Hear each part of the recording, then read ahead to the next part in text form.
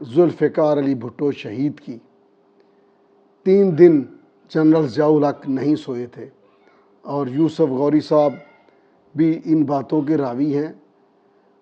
بے شک انہوں نے جو مجھ سے ڈیٹیل میں بات کی وہ میں نہیں کر سکتا۔ اب فضائی نگرانی،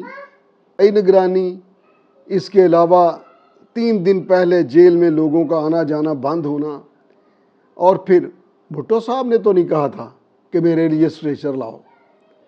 بھٹو صاحب نے اسٹریچر نہیں منگوایا تھا، 1 کلومیٹر کا فاصلہ تھا پھانسی گھاٹ کا اور ان کے سیل کا۔